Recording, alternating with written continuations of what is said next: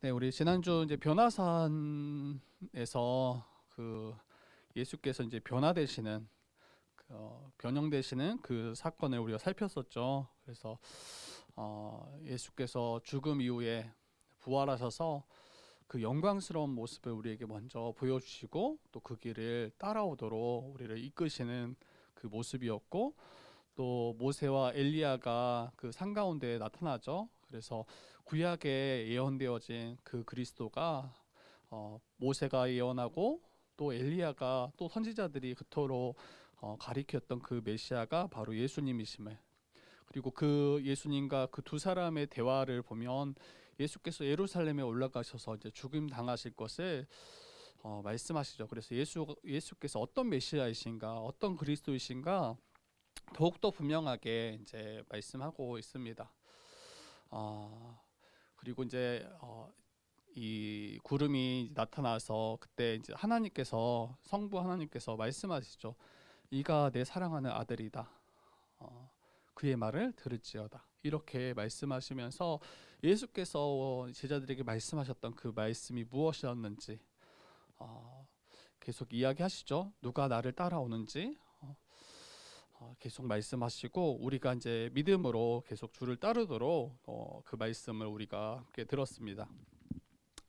네, 변화산에서 내려오셔요. 이제 오늘 말씀 9장을 보면 14절에 보면 이에 그들이 제자들에게 와서 보니 큰 무리가 그들을 둘러싸고, 이렇게 이야기하시면서 예수님께서 이제 내려오시는 장면이 이제 이어지는데, 변화산 사건 이후에 예수님과 제자 셋이 내려왔을 때 밑에 이제 산 밑에서 다른 제자들과 서기관들, 그들이 이제 서로 변론하고 있는 모습입니다. 논쟁하고 있고 뭔가 약간 다툼이 있는 듯 합니다. 그리고 그 다툼을 큰 무리가 에워싸고 구경 중에 있어요. 더불어 논쟁하고 있는 그 상황 가운데 큰 무리들이 에워싸서 그것을 지켜보고 있는 장면입니다. 예수님께서 이제 내려오셔서 물으시죠. 무엇을 가지고 그들이 논쟁 가운데 있는지, 너희가 무엇을 그들과 변론하고 있는지 16절에 물으시니까 그 수많은 무리들 중에 한 명이 이제 대답해요. 17절에 보니까 선생님, 말 못하게 귀신 들린 내 아들을 선생님께 데려왔습니다. 지금 귀신 들린 아버지가 그 무리 가운데 답하는 거예요. 그리고 이 자기의 아들을 데려왔는데 선생님이 계시지 않은 거죠. 산에 오르셨으니까. 그래서 예수님의 제자, 이 9명의 제자가 이제 남아 있는데 그 제자들에게 이 자기의 귀신 들린 아이를 온전케 해주기를, 귀신을 내어 쫓아주시기를 간구했는데 쫓아내지 못한 상황이 일어납니다. 그리고 그 상황을 지켜봤던 아마 서기관들이, 율법 교사인 서기관들이 아마 시비를 걸어왔던 것 같아요. 그리고 이 시비로 말미암아 수많은 사람들이 모여들었고 이 싸움 구경을 지금 하고 있는 모습인 거죠. 여기에 그 논쟁의 내용을 구체적으로 이야기하진 않아요. 어떤 내용을 가지고 왜 어떤 것을 시비 걸었고 또 어떤 내용인지 자세하게 뭐 언급하지 않습니다. 그런데 제가 이제 말씀을 묵상하면서 또 이게 말씀 보면서 이제 한번 상상을 해봤어요. 어떤 시비를 걸었을까? 크게 중요하진 않습니다. 그냥 어떤 시비를 걸었을까 생각했을 때, 앞서 서기관들이 예수님께서 행하셨던 그 사역들을 이제 다 뭔가 문제를 삼죠. 그래서 예수님이 귀신을 쫓아내신 그 축기 사역을 보면서 예수께서 귀신의 왕 바알세불에 들려서 귀신의 힘을 입어서 악한 영을 내어 쫓았다, 이렇게 이제 주장하면서 예수님을, 그리고 예수 그리스도가 의지하고 행하셨던 그 성령 하나님을 모독했던 일들이 이전에 있어 왔습니다. 그리고 제자들이 이제 귀신 들린 아이를 고치지 못하자 아마 서기관들은 이 제자들을 붙들고 또다시 예수님을 아마 모독했을 것 같아요. 너희 선생은 바알세불에 들려서 악한 영을 내어 쫓는데 너희들은 저 아이에게 들린 귀신보다 더 약한 그런 귀신이 들린 거 아니냐. 아마 제자들도 아마 또 몰아 세웠을 것 같아요. 뭐 정확히 어떤 내용인지 드러나지 않지만 여러 시비를 걸었고 그 가운데 이제 변론하고 있는 모습을 우리가 보게 되는 거죠. 그렇더라면 이 귀신 들린 아이의 그런 상태가 어떠한지 또 귀신 들린 아이를 조금 더 살펴보도록 할게요. 여러분, 이 아이는 이제 굉장히 비참한 상태에 놓여 있습니다. 일단 그 귀신 들린 아이가 어떤 모습이냐면 말 못하게 하는, 그래서 또 듣지 못하는 그런 모습이에요. 귀신은 아이가 못 듣게 하고 말 못하게 했습니다. 그리고 더 나아가서 귀신은 어디서든지 어느 때든지 아이를 사로잡을 때 입에서 이제 거품을 흘리게 하고 또 이를 갈게 하고 온몸이 다 굳어져서 뻣뻣해지게 이제 만들었습니다. 이게 간질인 것 같아요.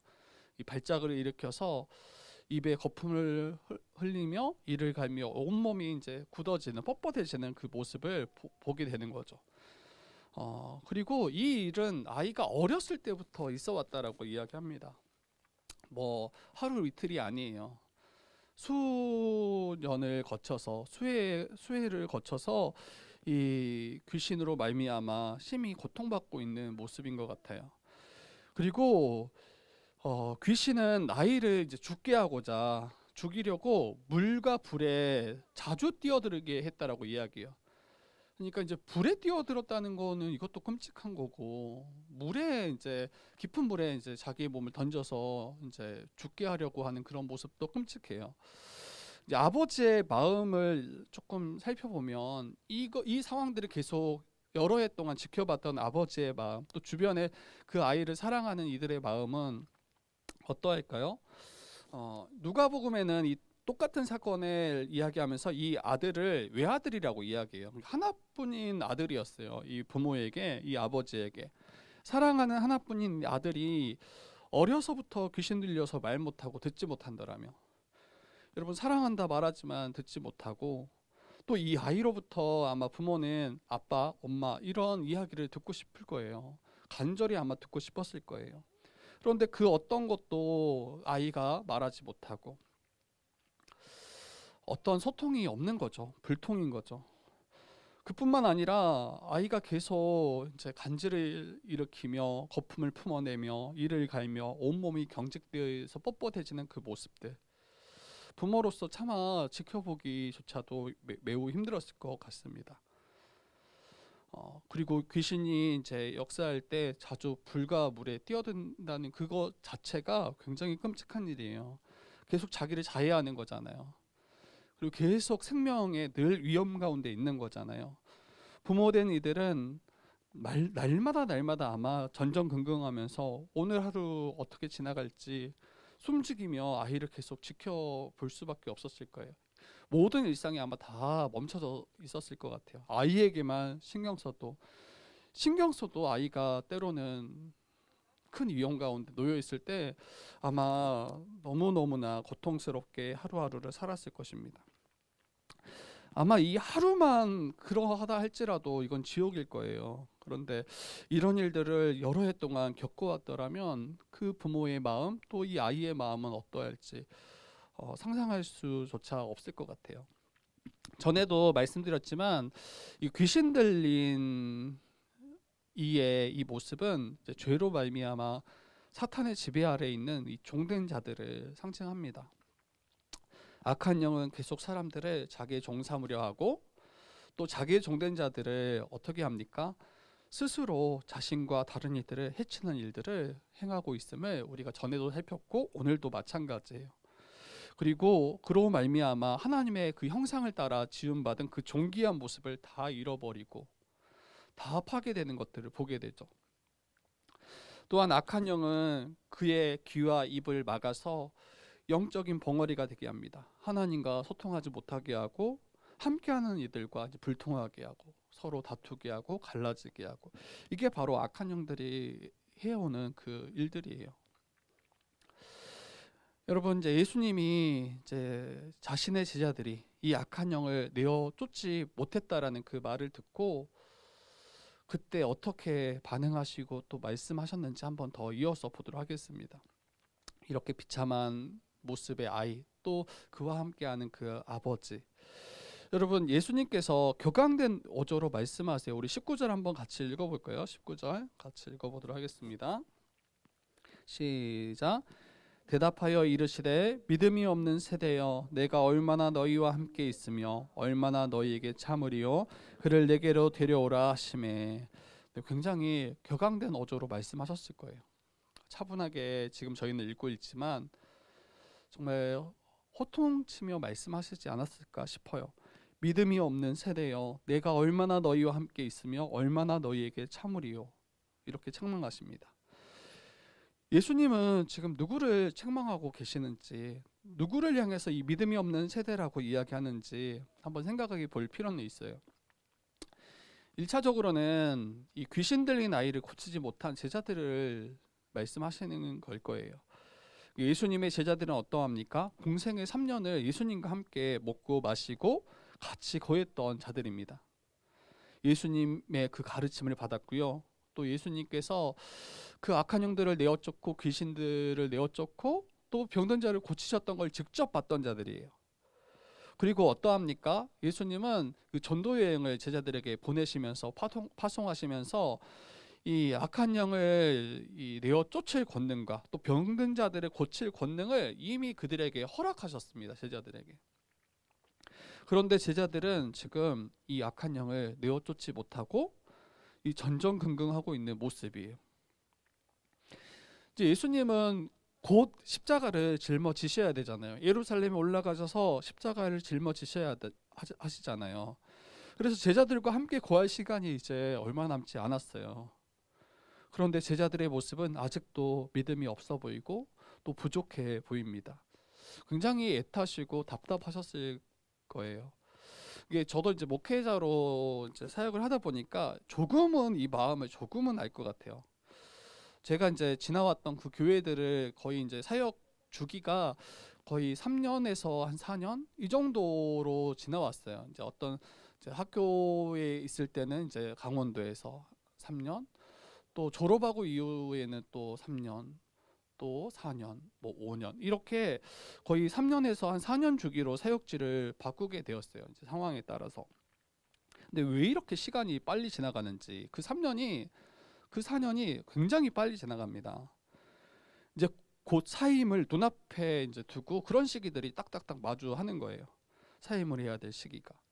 근데 이제 가르쳤던 우리 아이들 중에 또 지체들 중에 어떤 이들은 이제 전혀 변화가 없는 것처럼 보이고 너무나 더딘 것처럼 보이고 믿음이 없는 것처럼 보일 때가 있어요. 너무나 안타깝고 너무나 속상하고 답답할 때가 있어요.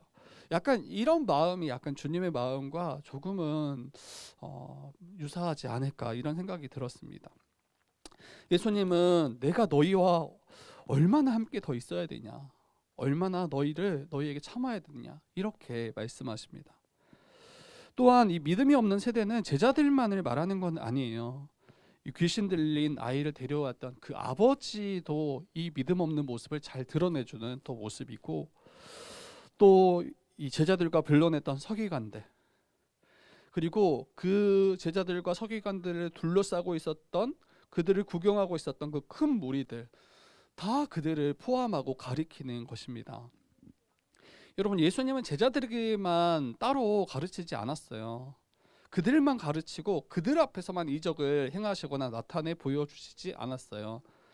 서기관들 앞에서도, 수많은 무리들 앞에서도 하나님 나라의 복음에 대해서 선포하시고 가르치시고 자신이 어떠한 이인지, 자신이 누구인지 보여주셨어요.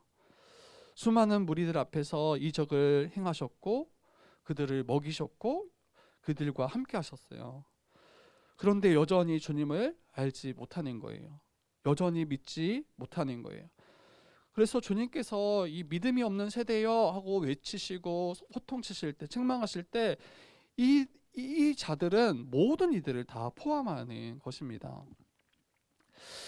이제는 예수님을 믿음으로 악한 영으로부터 사단의 지배에서 벗어나고 해방되어서 주님으로 말미암아 하나님 나라를 풍성하게 누리고 안식을 누려야 되는데, 여전히 비참한 상태 가운데 신음하고 있는 이 귀신 들린 이 아이의 모습이 혹 우리의 모습은 아닌지, 혹 그들의 모습은 아닌지 이렇게 돌아보게 됩니다. 이 믿음 없는 세대여라고 외치실 때 우리는 여기에 자유로운지 우리 자신도 한번 돌아봐야 될 것입니다. 이처럼 믿음은 너무나 중요해요. 예수님은 지금 다른 것을 문제 삼지 않으셔요. 믿음 없음에 대해서 문제를 삼으시는 거죠. 왜냐하면 오직 믿음으로만 구원함을 받을 수 있고 오직 믿음으로만 하나님 나라의 복과 안식을 누릴 수 있기 때문이에요. 예수께 믿음으로 나왔던 수많은 병자들, 또 귀신 들린 자들은 다 나음을 받았습니다. 다 온전함을 얻었습니다. 그런데 예수 그리스도가 가셨음에도 불구하고 예수께서 이제 고향에 방문하실 때 사람들이 예수님을 믿지 않잖아요. 그 고향 사람들은 예수님을 믿지 않고 도리어 배척했잖아요. 그때 아무 일도 행하시지 못하고 다만 소수의 사람들만 고치셨다라고 말씀하시잖아요. 이처럼 믿음은 매우 중요합니다. 우리 주님께서 일하시고 또 우리를 구원하실 때 우리의 어떤 신분을 보시거나 우리의 어떤 능력을 보시거나 우리의 어떤 스마트함 이런 것을 보시는 것이 아니라 주님께서는 우리의 믿음을 보시고 오직 우리의 믿음을 보시고 우리를 구원하시고 우리에게 하나님 나라를 선물로 주십니다. 믿음이 정말 중요합니다. 믿음이. 그래서 한 가지 좀 더 생각해 봐야 될 것이 예수님께서 앞에 말씀드렸던 것처럼 전도 여행을 보내시면서 병든 자를 고치시고 또 귀신들을 내어 쫓을 그 권능을 제자들에게 다 주셨잖아요. 그 권능을 이미 받았고 권능 받은 자들이 전도 여행을 떠나서 이미 그런 놀라운 일들을 다 행했던 이들이 제자들이에요. 가는 곳곳마다 병든 자들을 고치고 그 귀신 들린 자들을 온전케 했던 사역을 감당하고 예수님께 그 사역을 보고했던 이들이 제자들입니다. 그런데 왜 지금 아이로부터 이 아이에게 들린 이 악한 영을 왜 내어 쫓지 못하냐는 거예요. 아이에게 들린 이 귀신이 너무나 강력해서 내어 쫓지 못하는 건지, 아니면 주님께서 주신 그 권능이 유효 기간이 있어서 이제는 이제 다 한 건지. 만약 아이에게 들린 귀신이 너무 강해서 제자들이 내어 쫓지 못했더라면, 또 주님이 주셨던 권능이 뭔가 기한이 다해서 능력이 다해서 문제가 있어서 내어 쫓지 못했더라면 예수님은 제자들을 향해서 또 사람들을 향해서 믿음 없는 세대여 이렇게 책망하시지 않았을 거예요. 지금 무엇이 문제입니까? 지금 예수 그리스도를 믿는 그 믿음의 문제가 지금 생겼음을 보게 되는 거죠. 예수께서 그리스도이심을 믿지 못했다라는 것이 아니라 지금 이미 제자들은 예수님을 그리스도로 고백했어요. 8장에서 베드로가 대표로 고백했죠. 주는 그리스도십니다. 그런데 예수께서 자기가 고난받고 죽임당하실 것을 말씀하셨을 때 베드로는 어떻게 반응합니까? 예수님을 붙들고 항변하며 결코 그러한 일이 주님께 일어나서는 안 될 것이다. 그 길을, 주님 걸어가시는 길을 막아서고 있던 모습을 우리는 살펴봤어요. 예수님이 어떠한 메시아인지 어떠한 그리스도이신지 지금 알지 못하고 제대로 믿지 못하고 있는 모습임을 우리가 살폈었죠. 여러분, 이거는 믿는 거지만 믿지 못한 거와 다르지 않아요. 믿는데 믿지 못한 거예요. 믿지만 믿지 못하는 모습. 굉장히 아이러니하죠.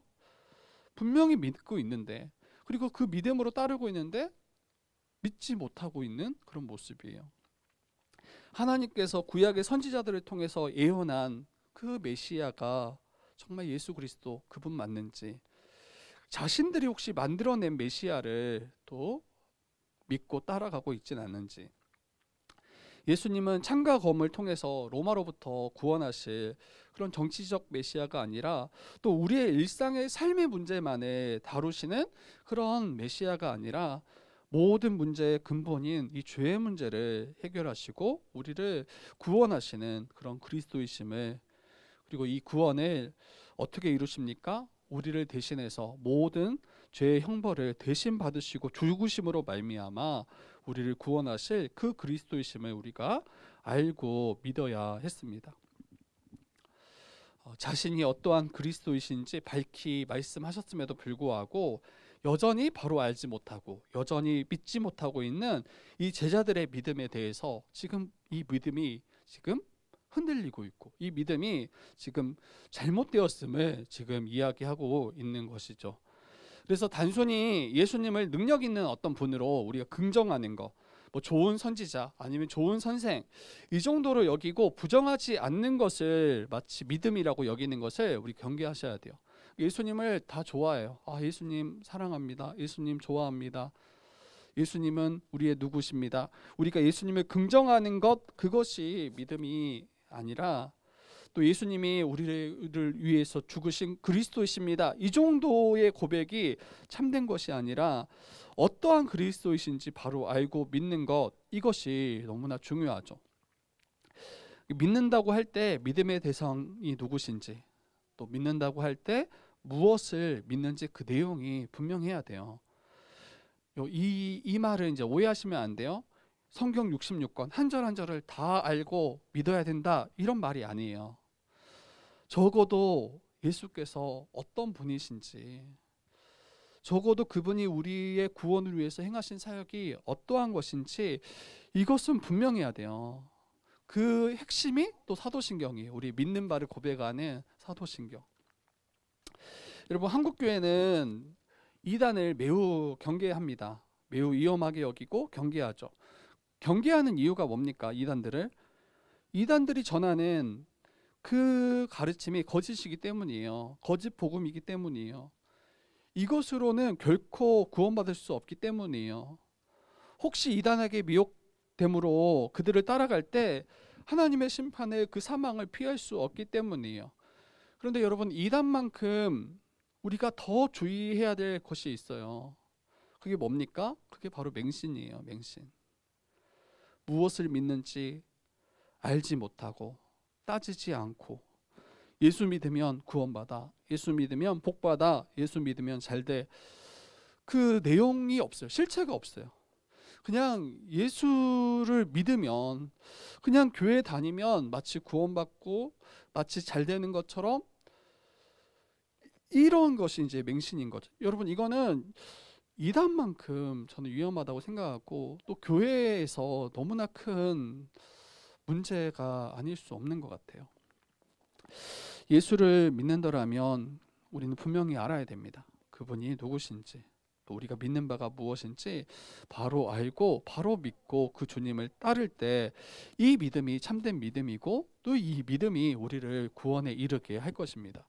우리도 예외일 수 없는 거예요. 우리는 정말 예수께서 어떠한 그리스도이신지 알고 또 바로 믿고 따르고 있는지 우리 한번 다시 점검했으면 좋겠고요. 그리고 혹시 우리가 예수님을 긍정하는 것으로 이 정도로 우리가 믿고 따르고 있진 않은지, 또 십자가 없는 그 영광만을 추구하고 따라가고 있진 않은지, 정말 우리는 자기를 부인하고 자기 십자가를 짊어지고 따르고 있는지, 우리가 걸어가는 길이 정말 좁은 문, 좁은 길 맞는지 우리가 한번 다시 우리 자신을, 또 우리 교회를 돌아보고 점검했으면 좋겠습니다. 여러분, 예수께서 이 귀신 들린 아이를 주님 앞에 이제 데려오게 하세요. 내게 데려오라. 그런데 귀신이 여기도 약간 다른, 이전에 있었던 모습과 좀 다른데, 귀신이 예수님을 보고 그 아이를 심히 경련케 만듭니다. 보통은 그냥 가만히 있거나 예수님 말씀하실 때까지 기다리거든요. 근데 이 귀신이 예수님을 보자 아이로 심히 경련을 일으키게 하고 땅에 엎드리게 하고 구르게 하고 거품을 흘리게 합니다.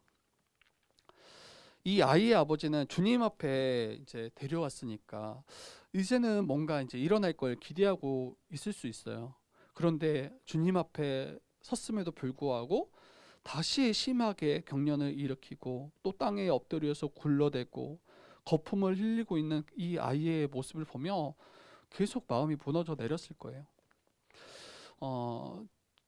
제가 이제 어렸을 때 저의 남동생이 몸이 많이 약했어요. 그래서 간질을 일으키기도 하고 발작을 종종 일으켰어요.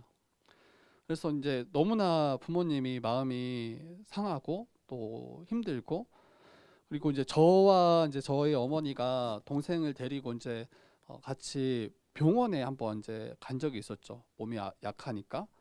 그런데 이제 의사 선생님 앞에 이제 같이 상담하고 또 진찰을 받고 있는데 갑자기 동생이 그 자리에서 이제 간질을 일으켰어요.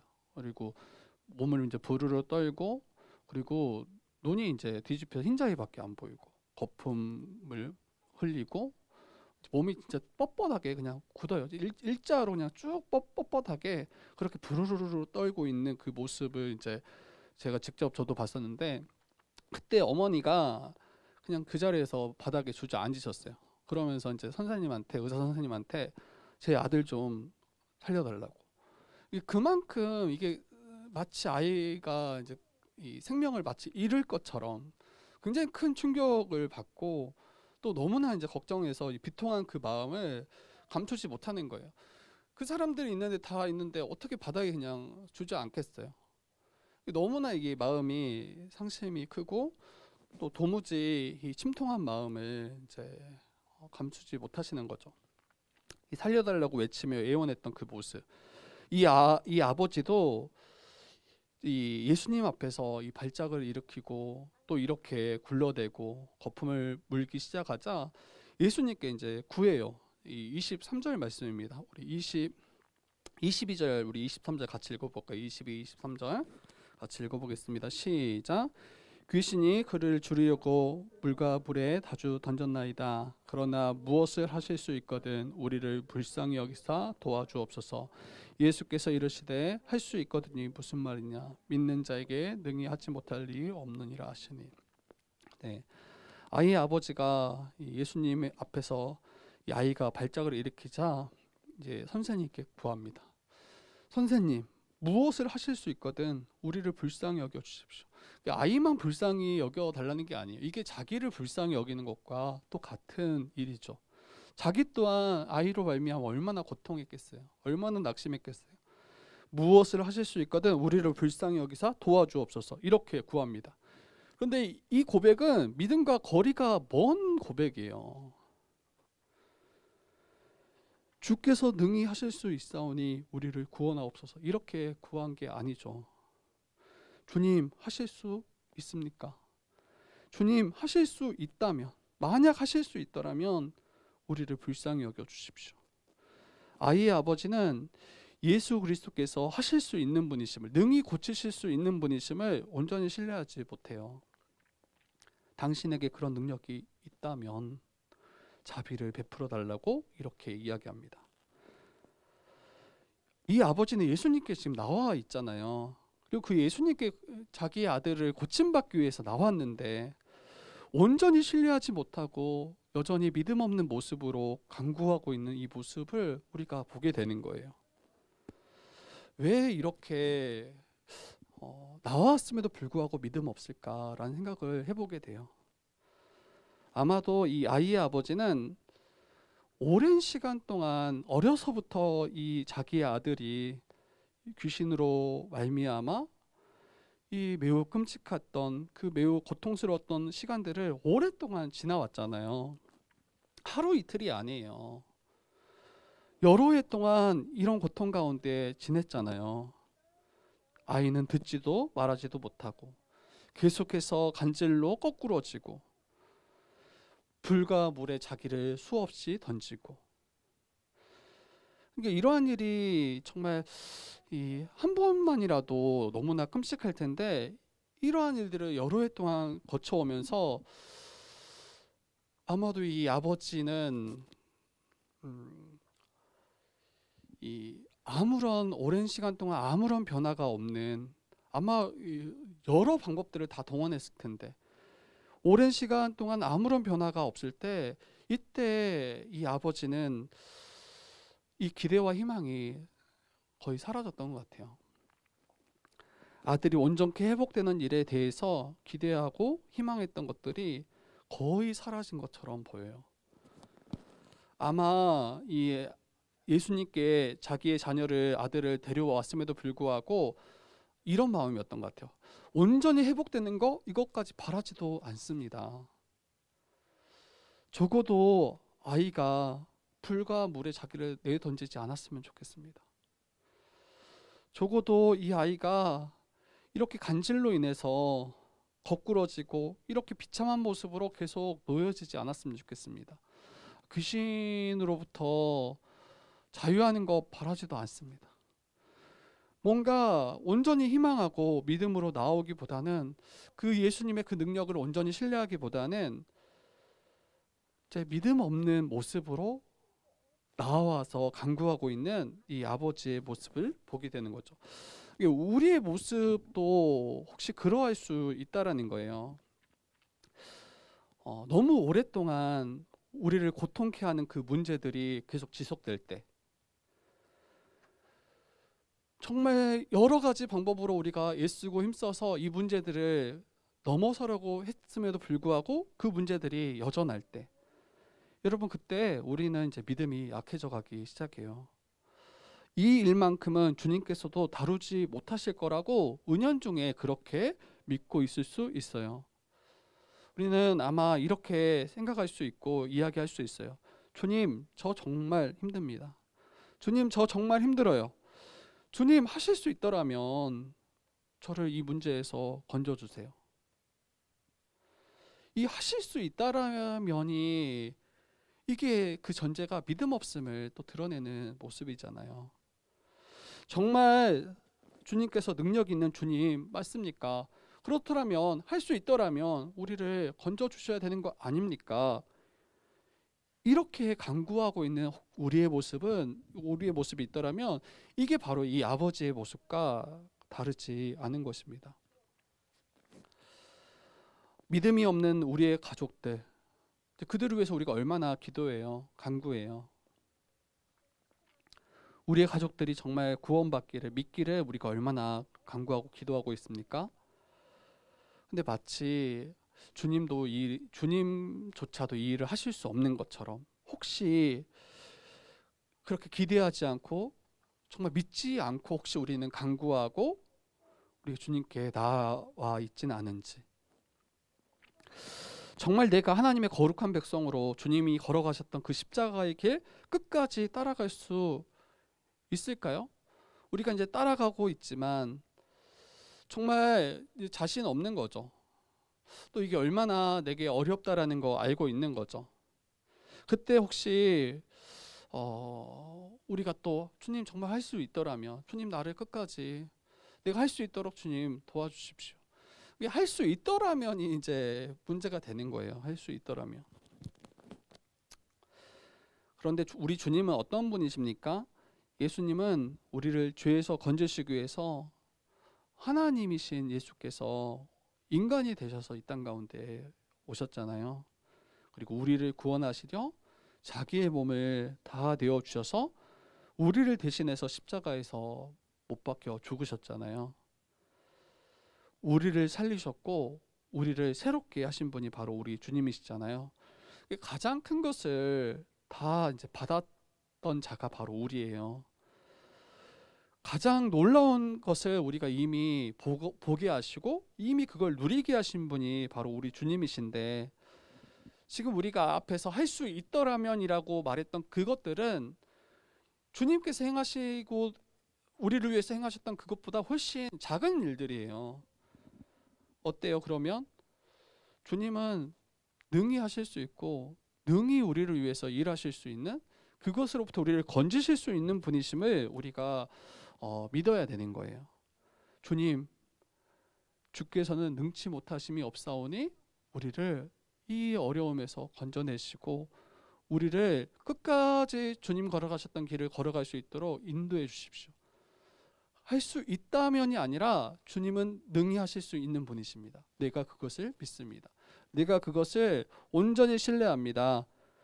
오직 주님만이, 오직 주님의 능력만이 나를 변화시키고 끝까지 주님 따르게 하실 것을 믿습니다. 우리의 가족들 또한 주님 여전히 믿지 않고 여전히 죄 아래, 여전히 사단의 지배 아래 있는 것처럼 보이지만 주님, 당신이 원하시고 당신이 행하신다라면 반드시 하나님 백성 삼으실 것을 내가 믿습니다. 여러분, 이게 우리에게 요하시고 또 우리가 가져야 될 마땅한 믿음이에요. 주님 다시 오시기까지 이 믿음의 싸움을 끝까지 싸우도록 주님께서 반드시 이끄실 것을 믿습니다. 우리의 상황과 환경을 보면 마치 주님의 능력이 부족하고 그분이 능치 못하실 것처럼 우리가 여길 수 있는데 그렇지 않다라는 거예요. 예수님은 그 아버지에게 말씀하시는 것처럼 우리에게 또 말씀하십니다. 할 수 있다면이 무슨 말이냐? 믿는 자에게 능히 하지 못한 일이 없느니라. 여러분, 무엇을 우리가 믿어야 될까요? 주님의 능하심을 우리가 믿으셔야 돼요. 주님은 믿는 자들을 능히 구원하실 수 있는 분이심을 믿어야 돼요. 그리고 그 믿음을 가지고 간구해야 됩니다. 근데 이 말을 이제 오해하시면 안 돼요. 이제 어떤 분들은 이 말씀 가지고 믿는 자에게 능치 못한 일이 없다고 하시니 이제 내가 로또 1등 되기를 믿습니다. 이제 이렇게 가시는 분들이 있어요. 내가 이제 큰 질병에 걸렸을 때 내가 믿습니다. 이 병에서 나를 고치실 걸 믿습니다. 이거 기도하지 말라는 게 아니에요. 기도하지 말라는 게 아니라 여기에서 믿는 자에게 능치 못함이 없다라고 하실 때 이 믿음이 무엇을 가리키는지를 보셔야 돼요. 이거는 자기의 욕심과 정욕을 따라서 내 욕심을 채우는 것, 그것을 구하고 그것을 간구하라는 말씀이 아니에요. 내 뜻을 이루는 것이 아니라 이미 8장에서 이야기했잖아요. 예수 그리스도를 따르는 참된 제자가 어떠한 모습인지, 내 뜻을 이루기 위해서 구하고 그것을 믿고 붙잡는 게 아니라 성도는 하나님의 뜻을 구하고 그 뜻을 이루도록 간구하는 자가 바로 우리 신자예요. 그리고 그 뜻을 따라 구했더라면 하나님의 뜻에 합당하기 때문에 반드시 하나님의 때에 반드시 성취하시고 또 그때에 반드시 이루어 가실 것을 믿는 거예요. 왜? 이게 하나님의 편에 합당하고 하나님이 원하시는 일이기 때문에. 이 본문에서 믿음은 믿는 자를 반드시 구원하실 것이라는 그 하나님의 능력에 대한 믿음이 되겠죠. 이 야고보서 4장 2절에 3절 말씀을 보면 너희는 욕심을 내어도 얻지 못하며 살인하며 시기하여도 능히 취하지 못함으로 다투고 싸우는도다. 너희가 얻지 못함은 구하지 아니하기 때문이요 혹시 구하여도 받지 못함은 정욕으로 쓰려고 잘못 구하기 때문이다. 이렇게 말씀합니다. 아이의 아버지는 그 예수님의 말씀을 듣고 어떻게 말을 합니까? 우리 같이 한번 읽어보도록 하겠습니다. 네, 24절입니다. 24절 같이 다시 한번 읽어보겠습니다. 시작. 곧 아이의 아버지가 소리를 질러 이르되 내가 믿나이다 나의 믿음 없는 것을 도와주소서 하더라. 네, 아이의 아버지는 그 예수님이 할 수 있거든요. 무슨 말이냐? 이렇게 말씀하신 것을 듣고 주여 내가 믿습니다. 이렇게 고백해요. 내가 믿습니다. 그리고 나의 믿음 없는 것을 도와주소서. 이 아버지의 고백을 보면 참 우리와 닮았다라는 생각이 들어요. 예수께서 우리를 위하여 행하신 놀라운 일들을 보았고 또 우리는 믿는다라고 고백하잖아요. 그리고 믿잖아요. 주님 내가 믿습니다.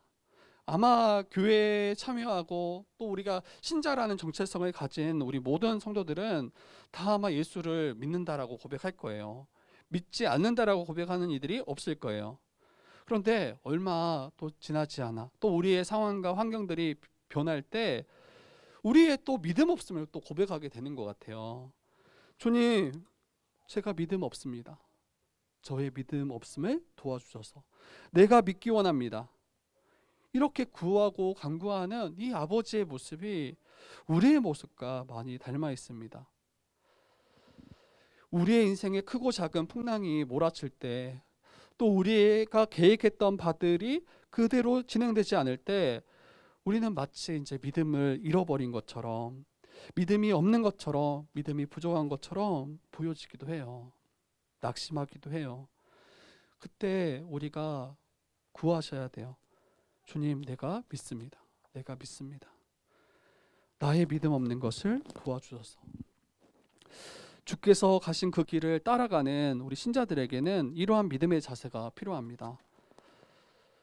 믿음 없음을 고백하며 또 믿음 없는 것을 도와주시기를 우리가 간구해야 합니다. 이런 믿음이 무슨 대단한 믿음이겠어요. 이 아버지의 믿음이. 앞에서 자기의 믿음 없음을 본인의 그 고백으로 이미 드러났어요. 주님 하실 수 있더라면, 선생님 하실 수 있더라면. 지금 온전히 신뢰하지 못하는 모습이었는데 그 주의 말씀을 듣고 내가 믿습니다. 그런데 믿는다라고 하는데 또 뒤에 뭐라고 이야기합니까? 믿음 없음을 도와주소서. 믿음 없다라는 이야기예요, 결과적으로는. 그런데 그 대단하지 않은 그 믿음, 정말 보잘것없는 그 믿음의 고백을 보시고 주님께서는 일하세요.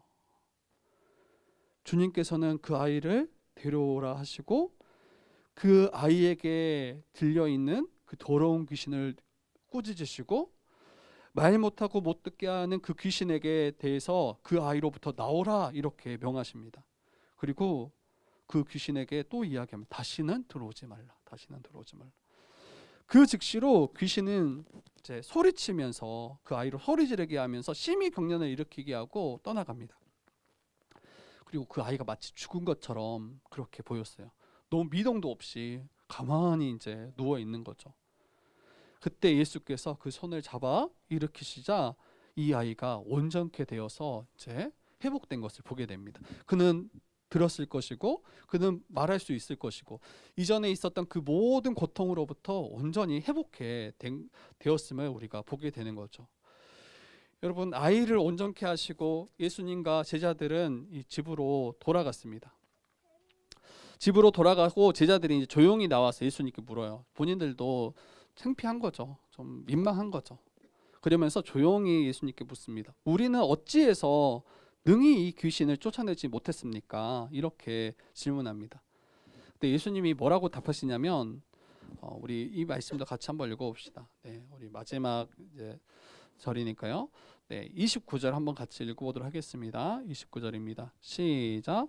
이르시되 기도 외에 다른 것으로는 이런 종류가 나갈 수 없느니라 하시니라. 네, 예수님은 기도 외에는 이런 다른 것으로는 이런 종류가 나갈 수 없다라고 이야기해요. 이 분명 앞에서는 악한 영을 내쫓지 이제 못했던 그런 모습을 보죠. 그리고 믿음 없는 세대라고 책망하셨던 그 예수님의 모습을 보죠. 바로 예수님을 알지 못하고 믿지 못했던 그 제자들에 대해서 책망하시는 모습입니다. 그런데 예수님은 제자들이 자신들이 귀신을 내어쫓지 못함에 대해서 물으실 때 믿음에 대해서 말씀하신 게 아니라 여기에서는 예수님은 기도에 대해서 말씀하세요. 예수님은 기도 외에는 이런 종류가 나갈 수 없다. 이걸 다르게 이야기하면 너희가 기도했냐? 너희가 지금 기도함으로 이 일을 감당하고 있냐? 이렇게 지금 말씀하시는 것과 같은 이야기예요. 근데 이게 단순히 너희들이 기도하지 않았다라고 말하는 게 아니라 말씀하시는 것이 아니라 이것을 지적하시는 것이 아니라 이 믿음과 기도에 대해서 이 상관관계를 한번 생각해 봐야 돼요. 예수님은 믿음과 기도를 연결하셔서 우리의 믿음을 다시 점검하도록 하십니다. 우리 기도에 대해서 우리가 여러 번 살폈었잖아요. 뭐 주기도문도 같이 말씀을 나눴고 또 기도의 말씀들을 중간중간 말씀들이 있을 때 마가복음에서도 살폈습니다. 여러분, 기도는 믿음 있는 자들이 하는 거예요. 믿음 있는 자들이. 믿음 있는 자들이 이 믿음을 따라서 도우심을 구하고 주님을 의지하는 그 신앙의 우리의 모습이 바로 기도예요.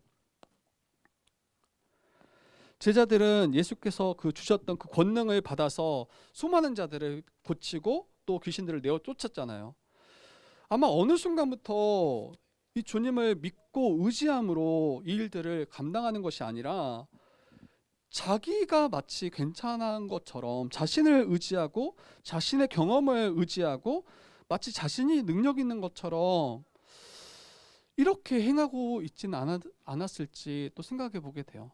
예수님에 대해서 그리스도의심이 계속 희미해져 가고 어떠한 분인지 알지 못할 뿐더러 마치 이제 자기에게 허락하신 이 권능을 허락하신 것이 정말 주님께로부터 온 것이고 우리 하나님께로부터 온 것임에도 불구하고 마치 자신이 행하는 것처럼 그렇게 여기고 있는 모습은 아니었을지. 여러분, 믿음이 흔들릴 때 그리고 우리 주님으로부터 이것들이 왔음을 우리가 온전히 붙잡지 못할 때 이제는 이 아름다운 믿음의 사역들도 다 그쳐지기 시작하고 흔들리기 시작합니다. 그러나 믿음 위에 견고히 서 있는 자들은 어떠합니까? 이 모든 일을 행할 때 자신이 행하는 것이 아님을 인정합니다. 오직 하나님의 은혜임을 인정합니다.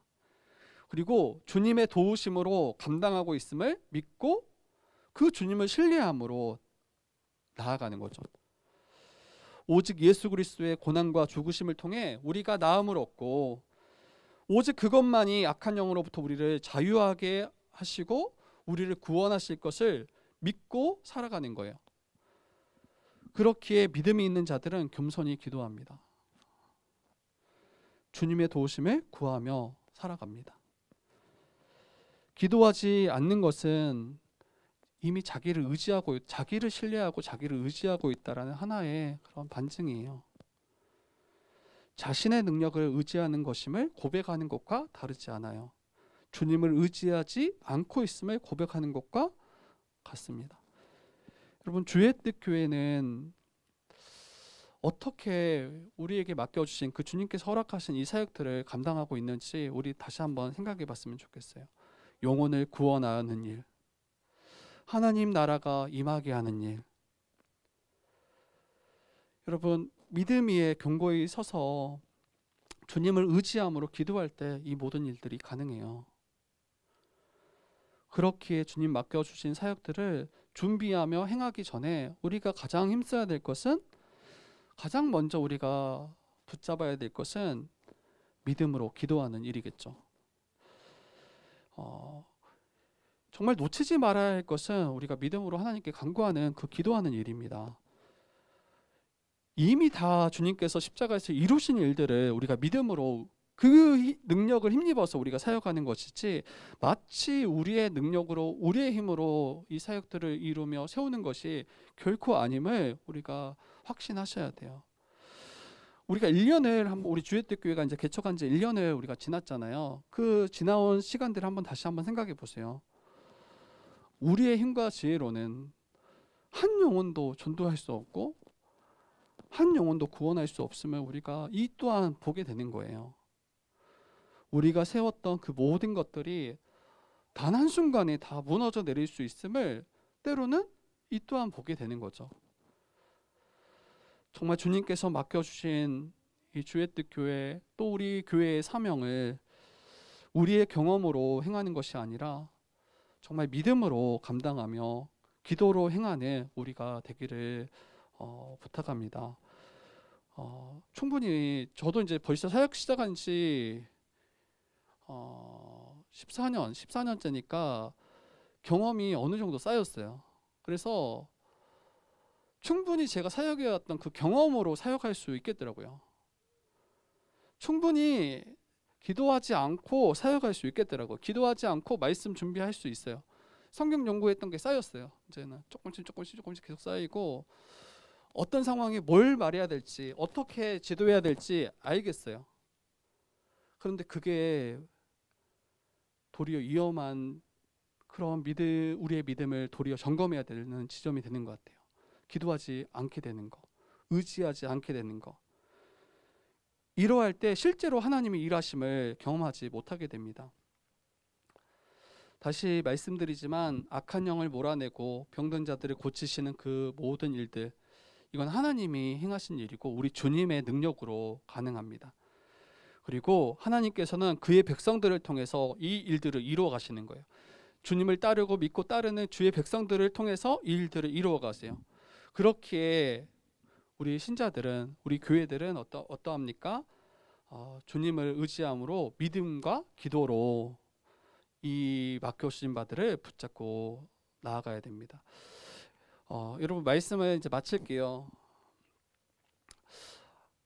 우리가 하나님과 교회를 섬기며 우리가 수고하는 것처럼 보이지만 실제로는 하나님께서 그 모든 사역들을 친히 주관하시고 다루어 가시고 이루어 가십니다. 우리의 경험이나 지식, 우리의 모든 어떤 수단과 방법으로 이 사역들을 우리가 이루어가는 것이 아니라 심지어 우리가 옳다고 생각하는 그것조차도 주님이 행하시지 않는다면, 주님이 이루시지 않는다면 우리는 아무것도 할 수 없음을 우리가 고백하셨으면 좋겠어요. 우리의 사역들과 우리의 행사들이 혹 막힐 때가 있어요. 그때가 정말 주님께서 일하실 그때예요. 정말 그때가 정말 주님께서 일하심을 경험할 그때입니다. 왜냐하면 우리로서는 진짜 할 수 있는 게 아무것도 없어요. 그러면 우리는 정말 힘써야 될 게 뭡니까? 더욱 주님을 의지하고 더욱 믿음을 구하고 더욱 기도하기를 힘써야 됩니다. 내가 믿습니다. 나의 믿음 없는 것을 도와주셔서 외쳤던 그 아이의 아버지의 그 모습이 우리가 붙잡아야 될 모습인 것 같아요. 그리고 앞에서 말씀드렸던 것처럼 정말 그 보잘것없는 그 믿음, 그 겨자씨와 같이 아주 작고 작은 그 믿음을 주님께서는 보세요. 그리고 그 믿음에 신실하게 응답하셨던 것처럼 우리 주의 뜻 교회 그 기도 가운데도 분명히 응답하실 것을 우리가 믿었으면 좋겠습니다. 능치 못하심이 없음을 우리가 믿고 우리가 당면한 우리의 모든 상황과 환경, 또 우리의 모든 우리 신앙의 여정을 주님께 맡겨드리고 따라가는 우리 모든 주의 뜻 교회 성도 되기를 주님의 이름으로 부탁드립니다. 네.